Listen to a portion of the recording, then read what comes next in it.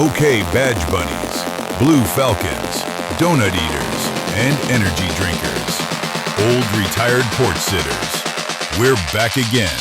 Real American Blue. A show where you can hear where old retired guys can talk without an internal investigation. So pick up your power rings and coffee, sit back, and watch. Here we are, folks, with somebody who doesn't really need an introduction. Colonel Alan West. Thanks for coming on the show, sir. Hey, Curly Rich, thanks so much for having me. And God bless you on this beautiful Sunday. Thank you. Good afternoon. Look forward. Yeah.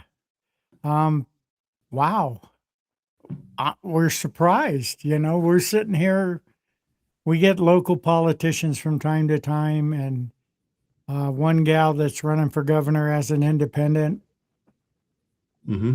But this is a little An more honor to have someone that filled those shoes on the show. Yeah. I'm just a regular old guy. I mean, there's nothing big about me. Born in the inner city of Atlanta, Georgia, and just have enjoyed serving my country in my life. Yeah. Well, we thank you. Yeah. And, So your journey's ended you up in Texas. Yeah. Where did you begin your journey as far as I'll say politics within the United States here? Well, just a little bit of my background. I grew up in the old Fourth Ward neighborhood in Atlanta, Georgia. That same neighborhood produced Dr. Martin Luther King Jr. My dad was a World War II veteran. My mom worked with as a civilian with the Marine Corps headquarters there, 6th Marine Corps District. And so my dad challenged me to be the first officer in the family when I was 15. He was a World War II vet, corporal, and my older brother was a Lance Corporal Marine. So I matriculated through high school junior ROTC, went on to the University of Tennessee and ROTC there, got commissioned in 31 July 1982. Spent 22 years in the United States Army, retired out of Fort Hood, Texas, 4th Infantry Division. Told my wife wherever she wanted to go in retirement, and she got a great offer from Raymond James. She's a brilliant woman, MBA and a PhD. So she's been working as a wealth management advisor since for quite some time now, almost 30 years. And so we lived in South Florida for 10 years, and that's when I ran for office. United States elected, served one term.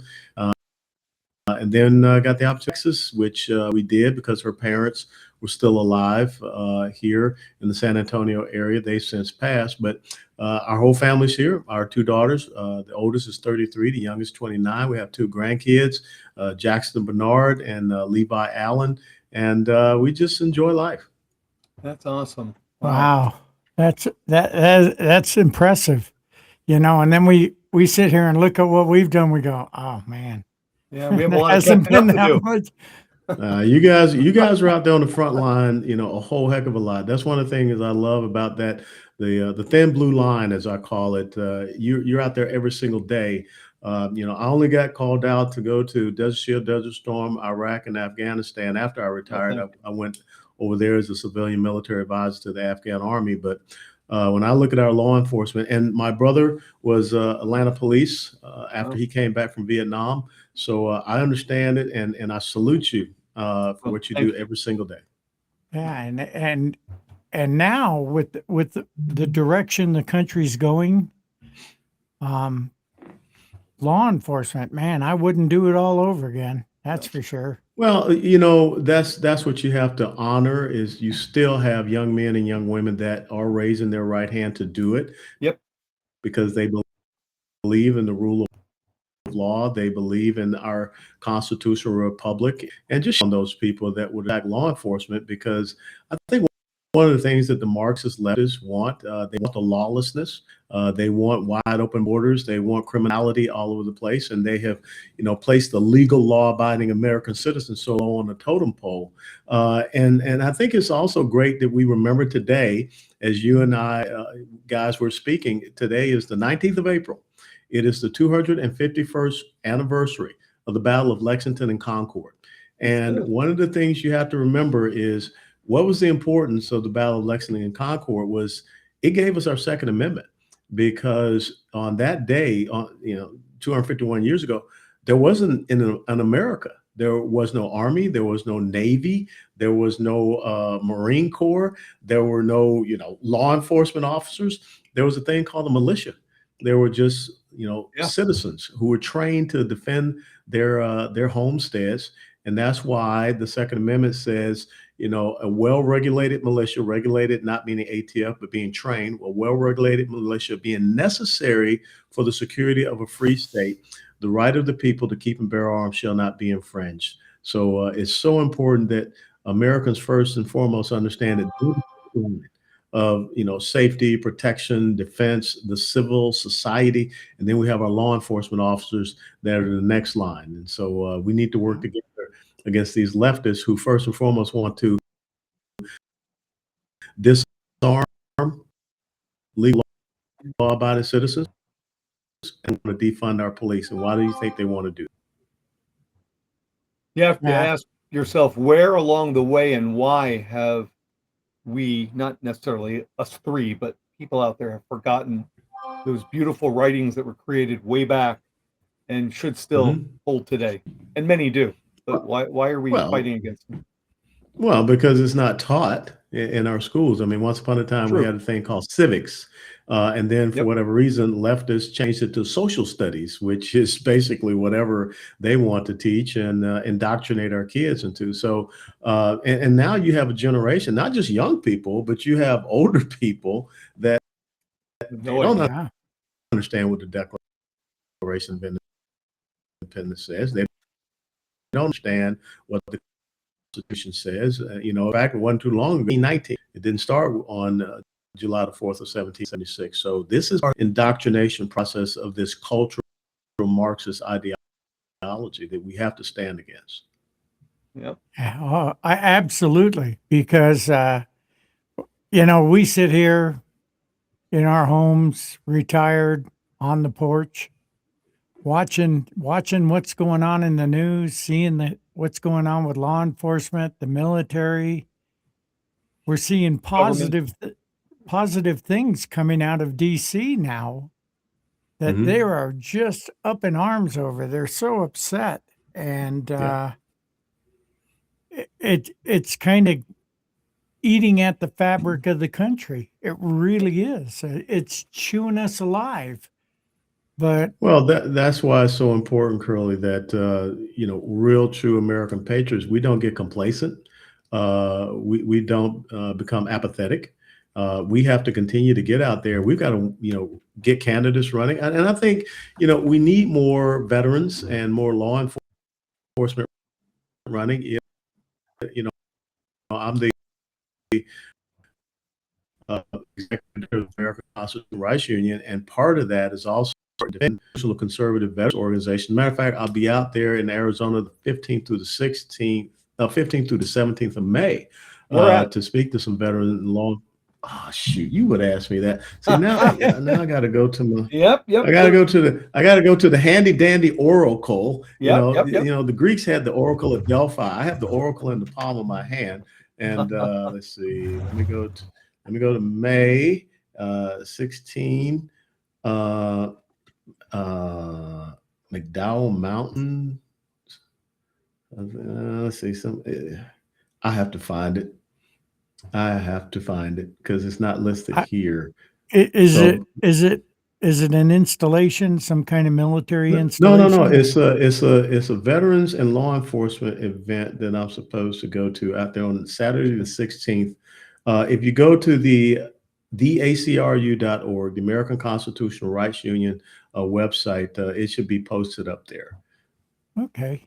Well, it doesn't sound too far from me just by the name you saying, McDowell I'll be out there, and I'll also be in Phoenix.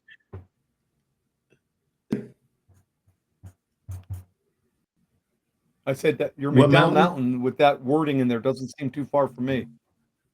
Okay. McDowell Mountain. And then I will also be speaking at, I think it's North Valley Church on Saturday, the 2nd of May. We're going to be talking about looking at, geopolitics from a biblical perspective and worldview. I think it's Pastor Rice is the lead pastor there. So you can go to their website. But no, I think it's so important that, we can't sit back and be complacent. That's why your podcast is so important, to rally the troops, if you want to put it that way, and let people know that, you're never retired if you really believe in the rule of law. You got to continue to stand up for it, and you got to continue to fight for it. So, I think that we need to have more law enforcement officers and veterans that are running for, positions, especially, city council positions and county what we call county commissioners and things of that nature. So, and local state house, state senate, because everybody thinks the world of Washington D.C., but it was Tip O'Neill who once said all politics are local, and we got to remember that. Yep. Yeah, It all starts at home. Yeah, I actually remember him saying that. So it dates how old I am. Nah, you're just a couple of days older than me, so. No, I think when I was in the Navy on the ship, Yeah. that was 1977 and 1980. So I'm probably a little bit older. Well, okay, so 1977, I was 16. Yeah, You were a young sailor. You were a young sailor. Oh, you guys are making me Hey, feel young. I was going to ask you, he was my captain when I worked in GID and auto theft.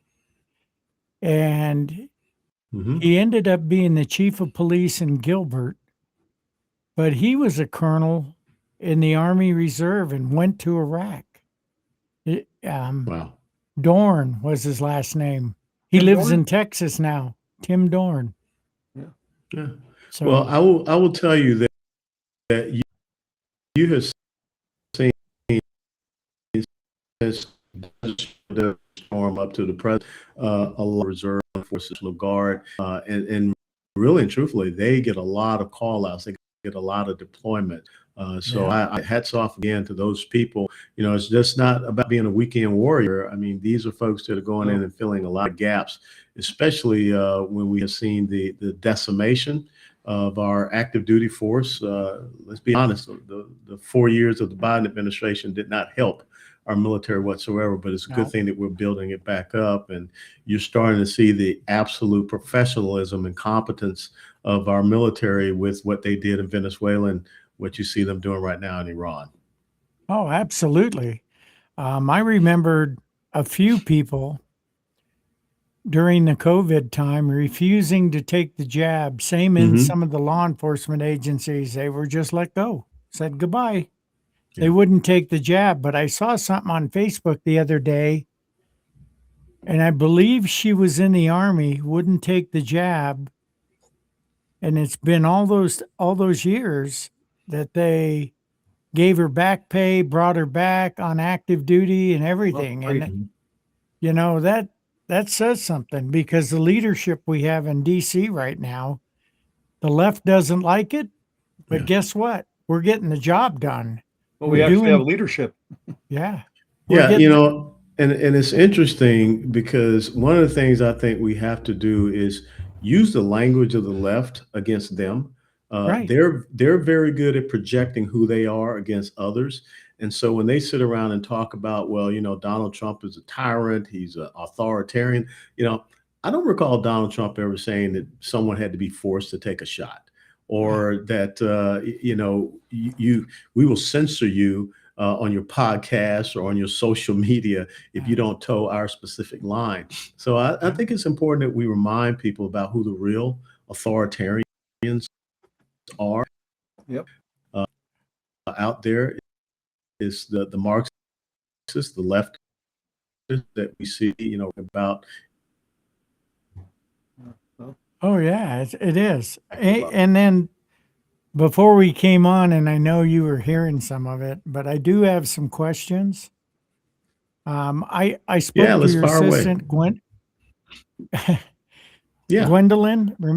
I sent her an email because we got a guy that's going to be coming up on the show. We haven't nailed down a date, but it's a guy named Terry with Combat Hero Bike Builds. And what they do is they go around the country. Well, they build custom Harleys, Hmm. and they build them for veterans that have lost limbs.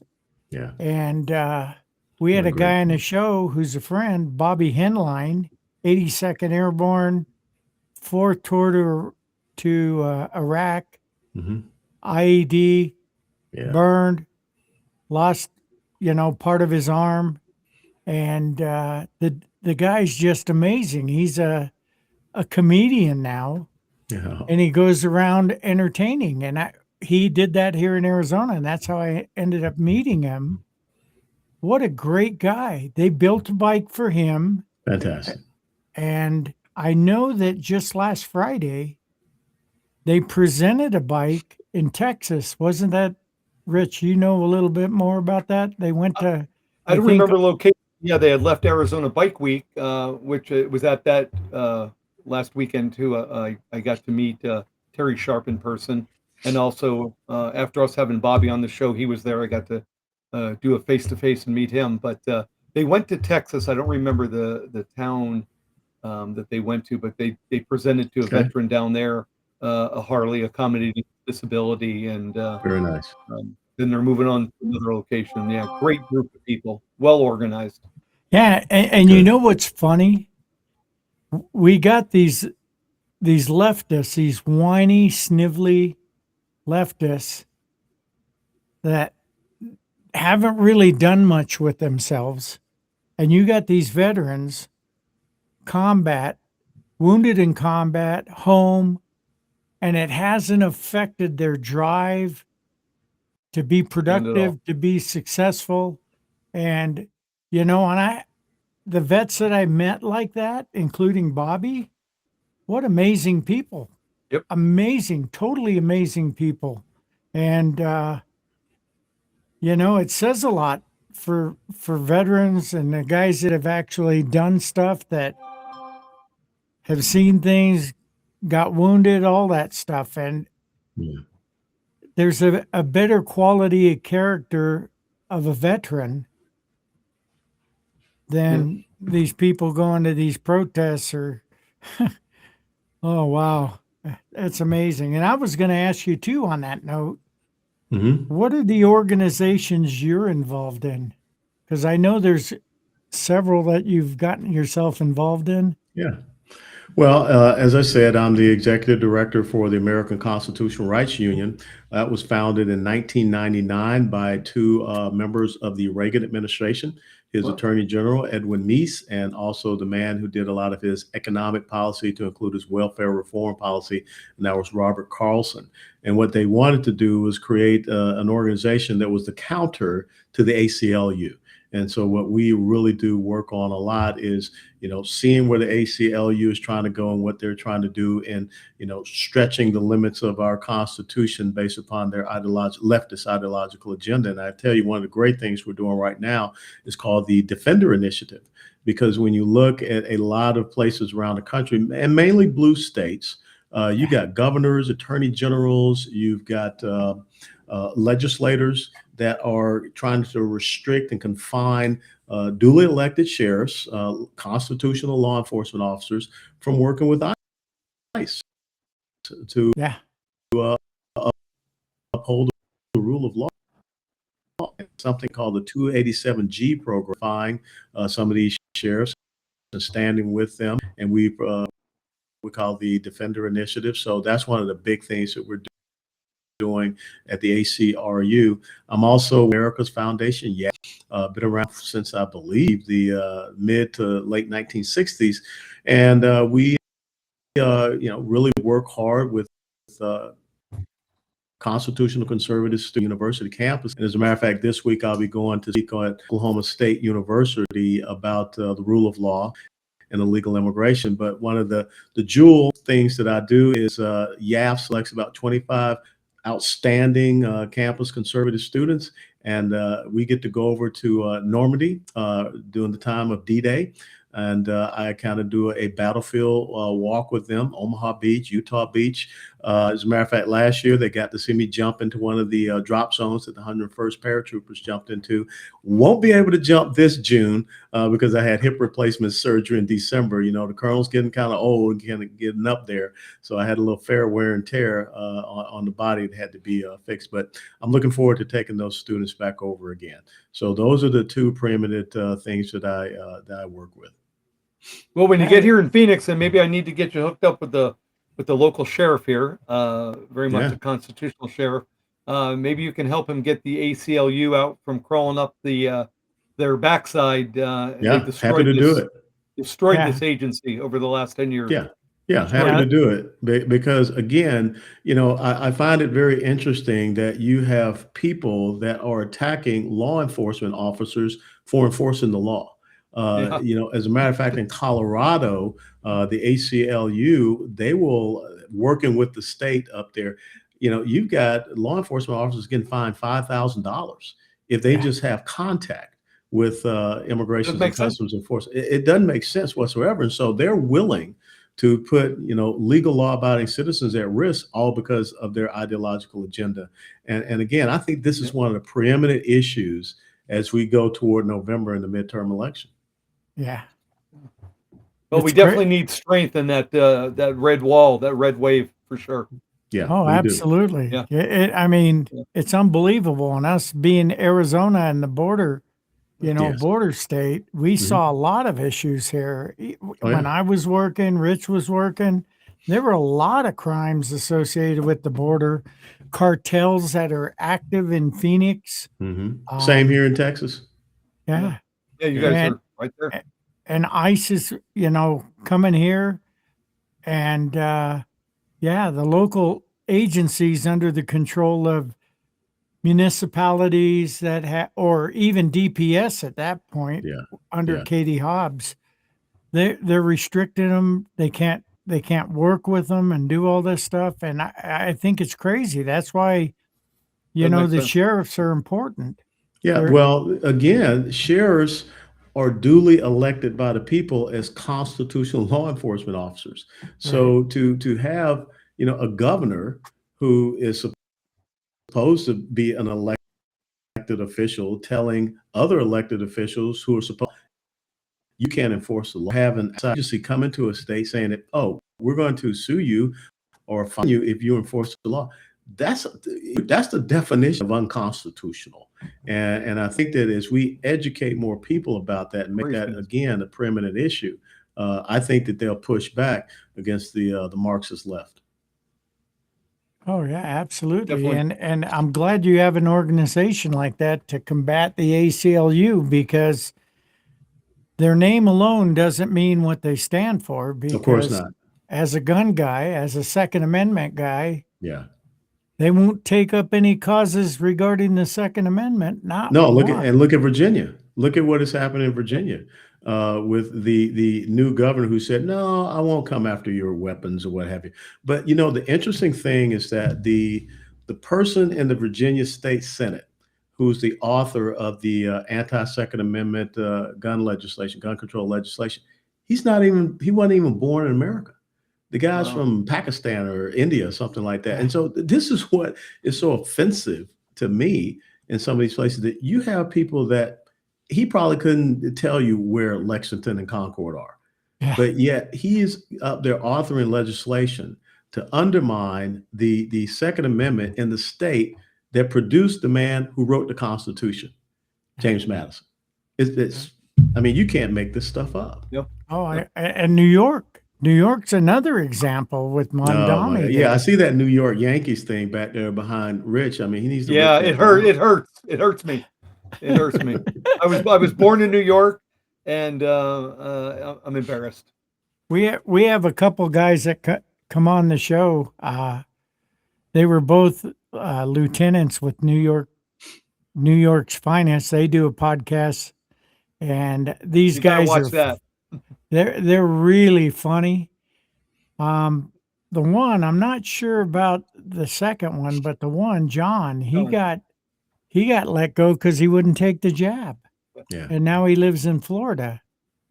And A lot yeah, of New Yorkers going to Florida. But again, here's the deal. If you're leaving these states that are screwed up, California, New York, New Jersey, Illinois, don't bring your crap yeah, to these successful red states they're doing well. You know, if that's the crap you like, live under it. Yeah, stay. Don't stay. Yeah. or change, Well, right? you know, you change. mentioned you were from Florida there, and I believe the Broward County area, if I'm correct. Yeah, Broward and Palm Beach County. Yeah, That's I my was down home that way. away from home, a friend of mine works for the sheriff's office there, Okay. Broward County, Yeah, and Al Lamberti. Al Lamberti was the sheriff back in the day when I was yep, there. and I love going there. I think that yeah, downtown Fort Lauderdale, Los Alamos area. Oh, I, Los Alamos I love it. Boulevard. I Yeah, love it. The Venice of America. All Yep, those nice canals and everything. Yeah, beautiful area. Yeah, Oh yeah. We were, and okay, I'm going to use the N word, Navy. When I was on the ship, we went to Fort Lauderdale, Mayport, Florida, all those different beautiful. places, and oh sure, it was sure. beautiful there. I would What have a jumped Fleet ship and Week. stayed. Yeah, I know they have. and Yeah, they the have Fleet Week down there in Fort Lauderdale. yeah, Yep, yeah, beautiful. and I got, I was what, 18, 19 years old. I'm watching the Blue Angels and I think it was F-14s back then. The And old wow, Tomcats, Top it, Gun. yeah, it Yeah, was impressive. It was Yeah, really impressive. And it still is. Look what they're yeah. doing in Iraq. And that's a segue into the other question. What do you think about what Trump's doing with Iran right now? Because you were over there in the Middle East as a Yeah. as a soldier and an advisor. Mhm. And we've seen it. I was on ship when the hostages were taken in Iran, and Yep. it's been 47, 48, 50 years and they've been doing the same shit to us all the time. yeah. People think he's No, just you're right. haphazardly jumping into this, but he's No. not. There's a lot of history, and if people Yeah. did their research, they would really know the whys behind why he's doing this, but they don't choose to. Absolutely, yeah. Well, it is bull and is offensive and disingenuous when you hear people saying that this was an unnecessary war, that this was a war of his own making, that there was no threat from Iran. Because I came on active duty at Fort Sill, Oklahoma, as an artillery officer, October the 30th of 1983.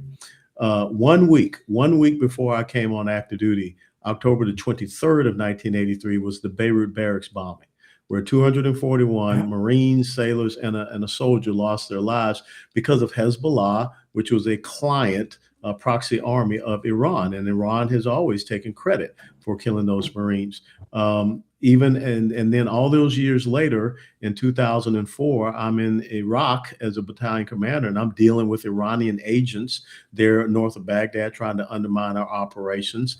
And then, of course, they introduced the explosive force penetrators, a very deadly improvised explosive device responsible for maiming many of our soldiers, sailors, airmen, Marines there, and killing thousands of them.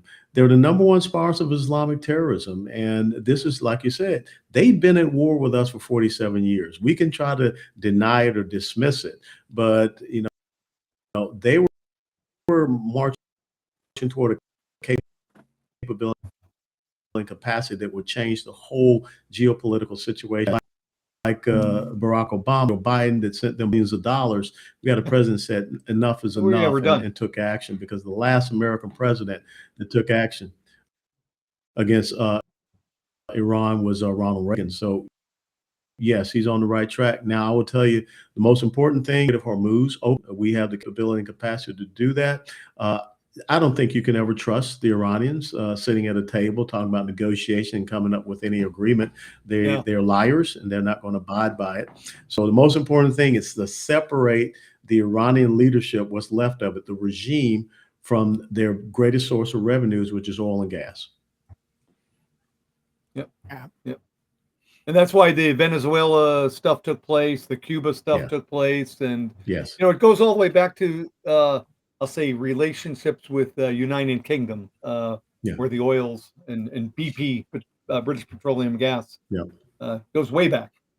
Oh yeah, it absolutely does. And I get asked a lot, why aren't these European nations, especially the Western European nations, doing anything about it? Because they've lost their domestic security. Yeah. When they open up their borders to all of the Islamists who came in from the Middle East, what have you, there are places where, the United Kingdom, their law enforcement does not go in these communities, called no-go zones. Same thing in France, and same thing in some of the Scandinavian countries, and also in Germany. So they're afraid of domestic turmoil and domestic unrest, and that's why they're not stepping up to the plate here.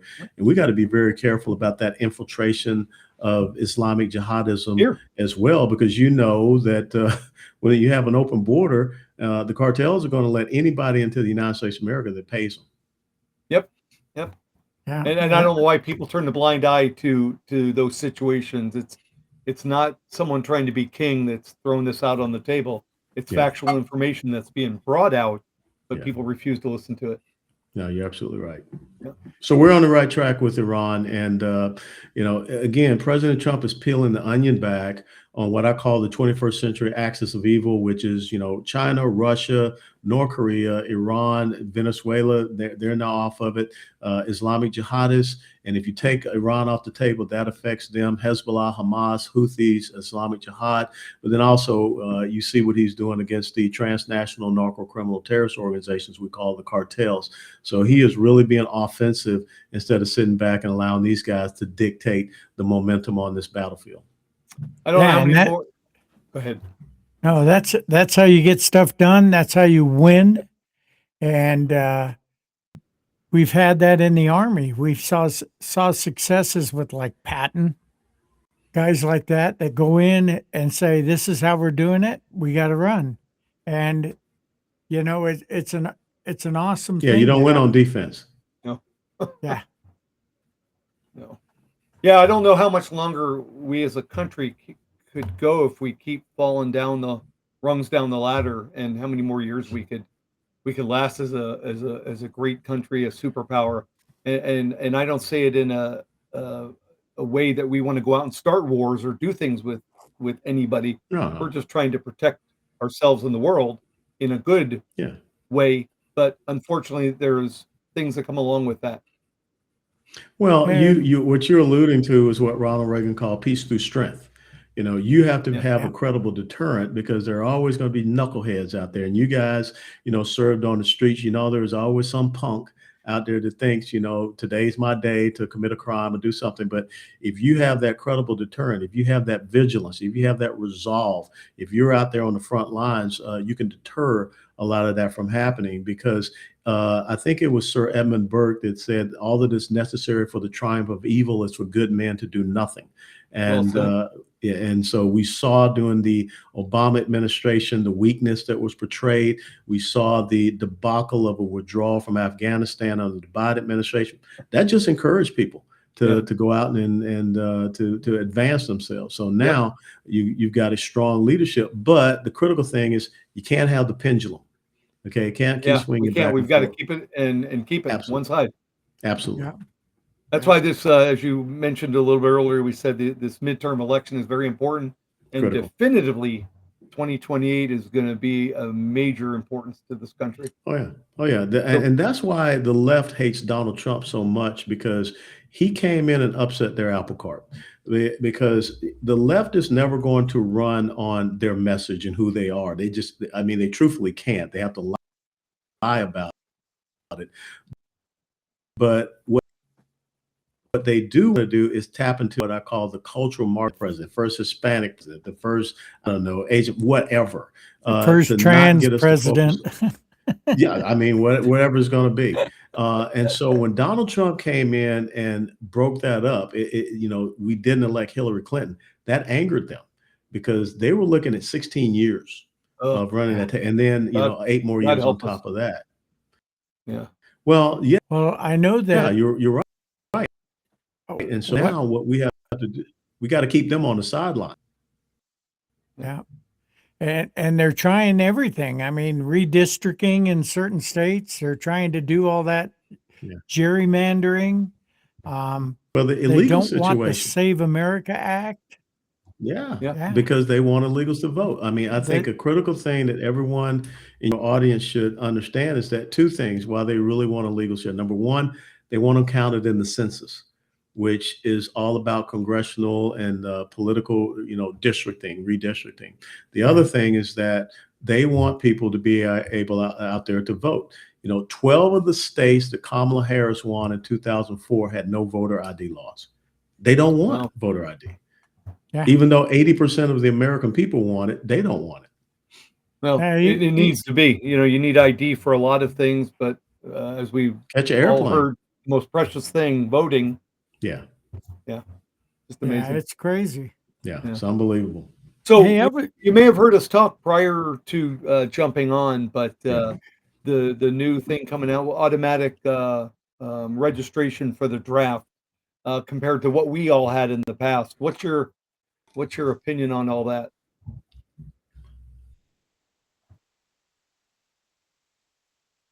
Need to have some sense of responsibility and accountability. They need to have some understanding of service to something that Yep. is greater than themselves and care more about, an iPad, an iPhone, or what have you.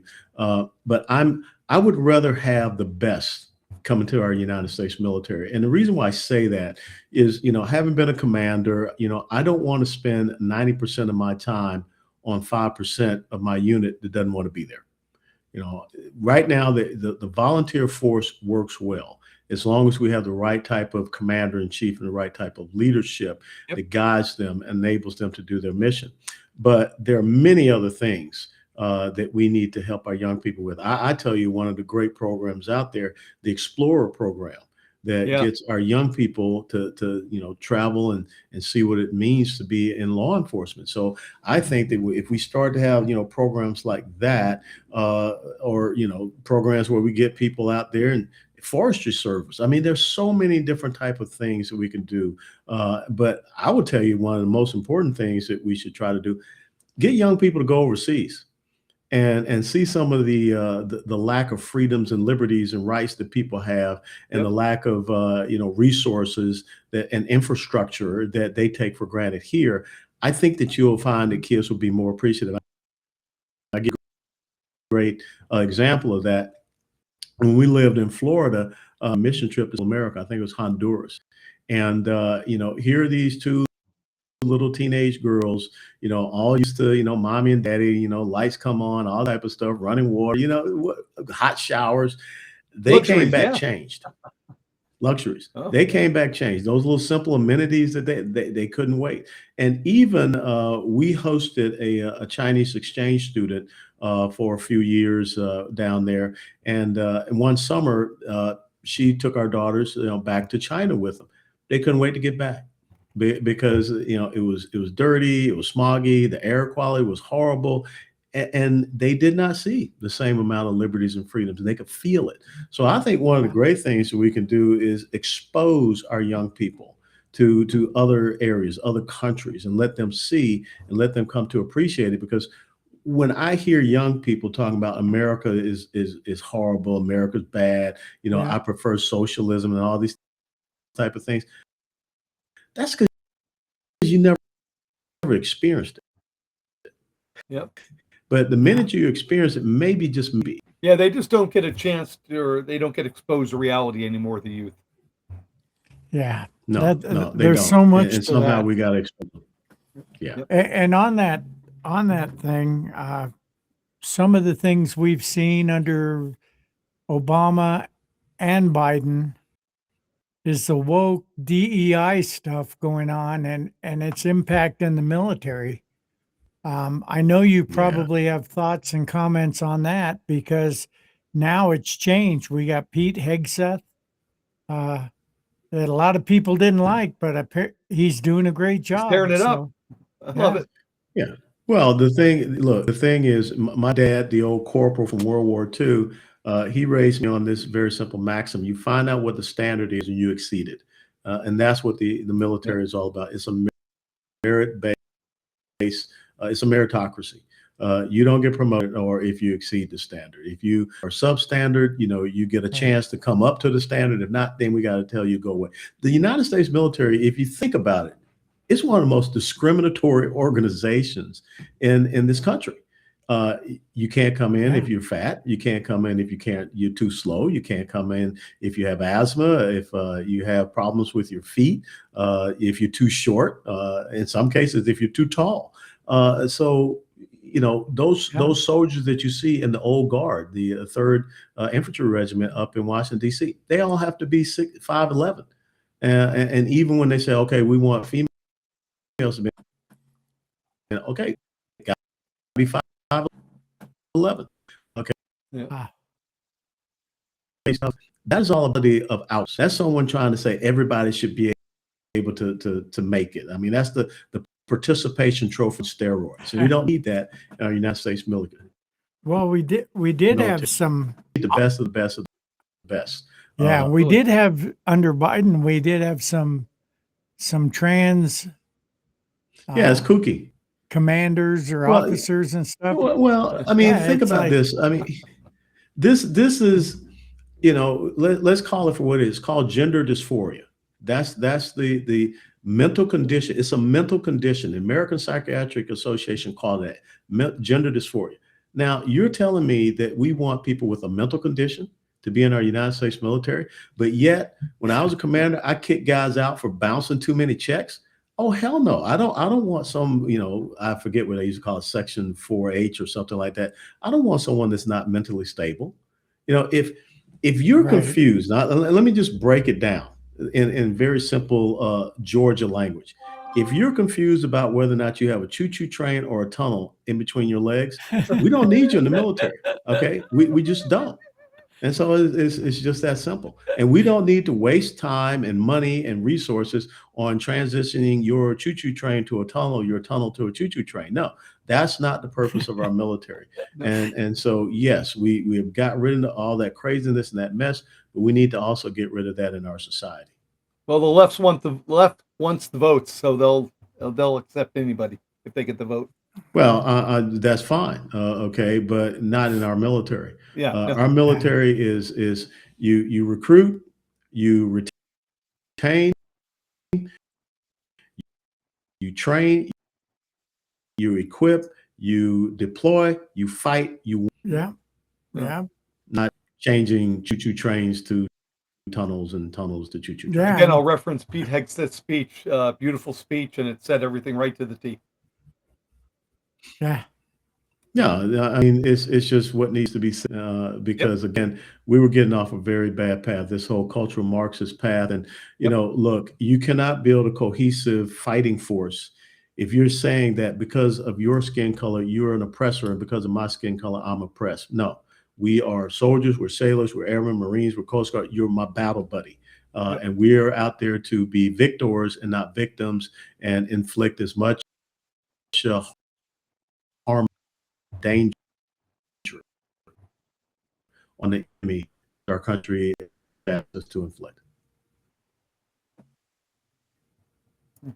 You have a lot of great views and great information. What's your future look like running for an office again?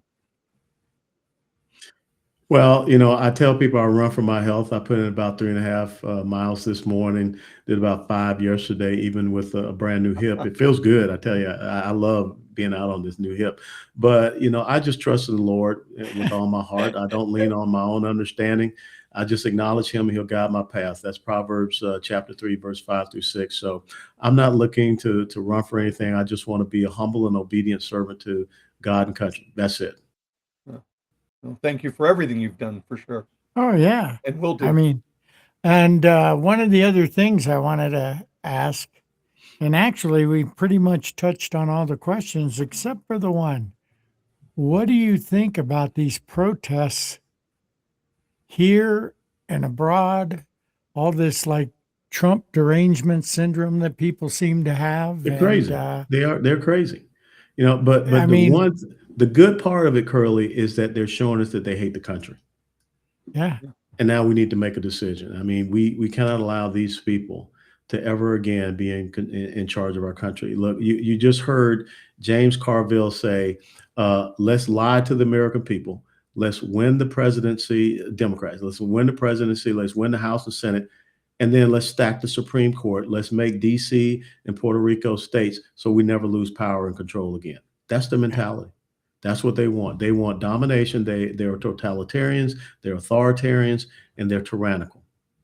Yeah, absolutely. And I mean, it was kind of funny when it was October 7th, they had the protests out for Gaza. Yeah. Then they were talking about switching flags. Then they went to do this. Now it's Hamas. Then it's this.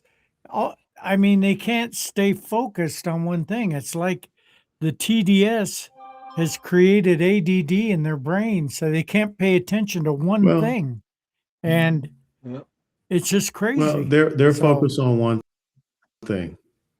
That's in our country. Anytime individuals that will come out and protest in support of an Islamic terrorist organization who on October 7, 2023, they did kill American citizens.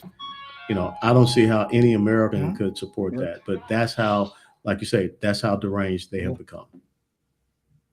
How would those folks feel if their family members were over there and lost a life? But that's I Yeah. just I agree with that. I don't know how they think that and accept it.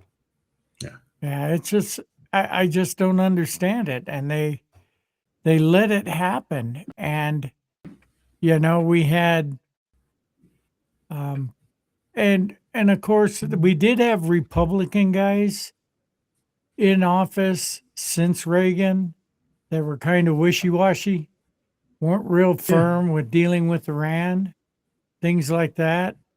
And yeah, I mean, we saw it all. 9/11, Yeah. and now the mayor of of New York hasn't even been a citizen Unbelievable. here that long. Wow. Unbelievable. We can't be asleep at the wheel anymore. No. Let me ask you this, a little political question. What's your opinion or feelings about term limits? You got to have them. Let me see, make sure I get this quote correct. Nothing so greatly impels a man to regard the interests of his constituents than the certainty of returning to the general mass of the people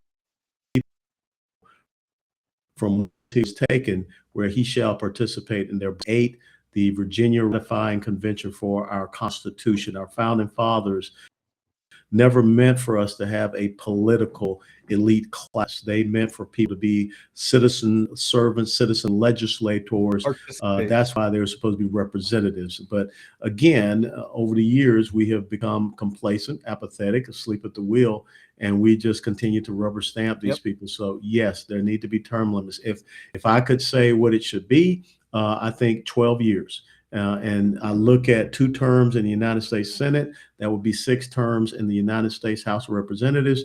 And you don't get to restart. I do my 12 over here and then I can go do 12. No, Yep, I agree with you on that one. 12 You're years done. total, and you're Yep. done.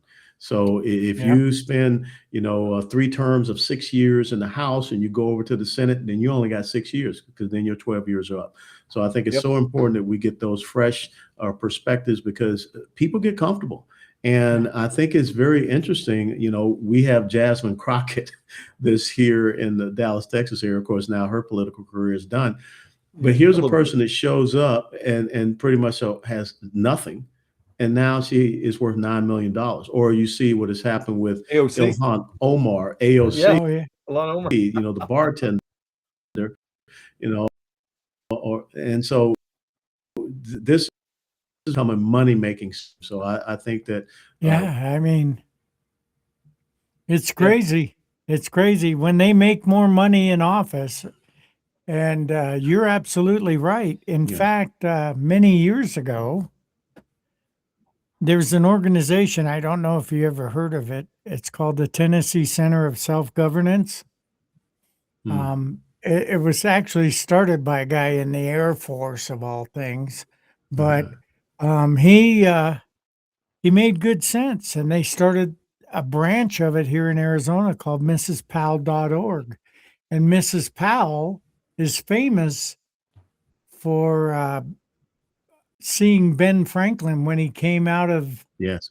Independence Hall or wherever they signed everything. And then she asked Yeah. him, Constant. what kind of government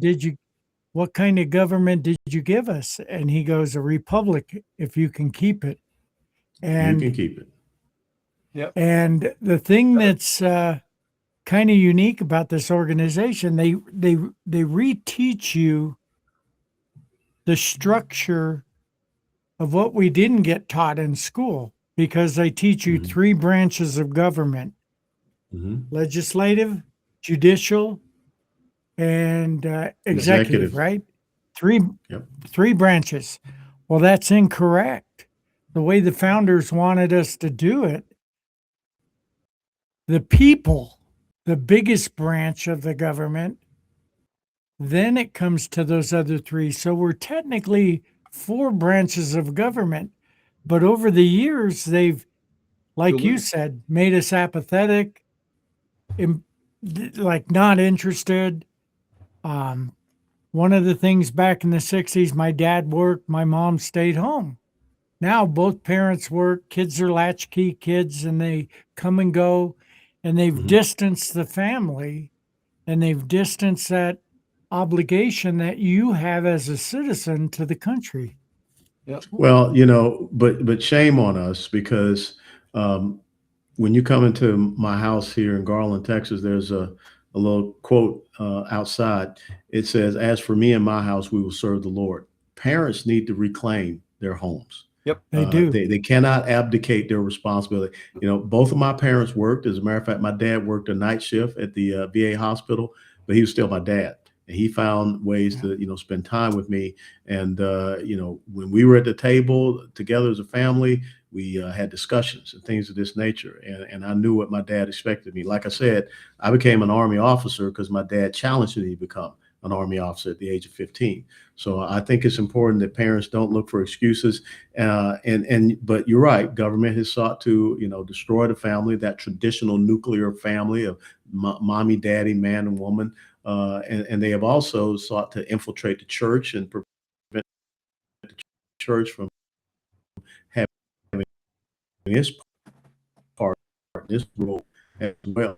But without a doubt, we got to get back to our civics. Yep. As a family, get people back to our blocking and tackling our core principles and values. Oh, I think we lost him. Oh, hang on, he's back. It's the Russians again. Oh, It's his internet. yeah. There you are. Yeah, I'm here. You jumped I off for think a you second. dropped your signal there. Must be that internet in Texas. Now to Arizona. Okay. Yeah, All right. No, I All actually right. got Starlink here. It's pretty slick, Yeah. Okay. but Yeah. yeah. Hey, you're while I up- got you, I want to point out to you, you have an American flag at your house, correct? Flying outside? Yes, I have American flag and a Texas flag right out Yes, there. sir. I just want to say it's so comforting. I get to see the reflection behind you of that American Yes. flag Yep. waving. So it's comforting talking to you, seeing that in the background and knowing what's Absolutely. yeah, absolutely. yeah. And one thing And I I have a didn't light. And I have a light. I have a solar powered light, a light so over that it. at night Yep. it is still illuminated. That's Yes, sir. Beautiful. Yeah. I'm with Yeah. you on that. One Absolutely. thing I didn't tell you, Colonel, I was born in Mhm. Texas. I was born at Oh, Fort what part? Bliss. Fort Bliss. Oh, sure. El Paso. Yeah, El Yep. Paso. And I heard I actually went back there for the guard one year. We had some FTXs to do there Yeah. for our 2 weeks. And that's actually a funny story because the range Donna Ana over there, Mm-hmm. we were doing and Desert Storm was going on. So they're getting all of us ready. And our commander has as basically a meeting with all of us. And he says, there's a Marine Corps Quonset hut over there. We don't want you going over there. It's off limits. Well, I was a Navy guy. I know the Marines party. So me and another guy out there snuck over there. Those Marines had it made. big screen TV. Here we Yeah. are out in the middle of the desert, generators running, a bar set up. There you go. We came back. Gotta be comfortable. We came back to the Quonset hut, and somebody asked us. They go, "You guys been drinking?" Nah, not a bit. But yeah, that was kind of cool, and that was my only experience back there. My father, he was in the Army, and he was stationed at White Sands. That's why Oh, I was sure. born in El Missile Paso. testing grounds. Yeah. He was under von Braun, working on the Redstone Missile Project. Yeah. Werner von Braun. Yeah. And so I was born in El Paso, never lived there. We lived in Las Cruces and then grew up here in Arizona. So There you go. So you're a truly Southwest America kind of guy. I am.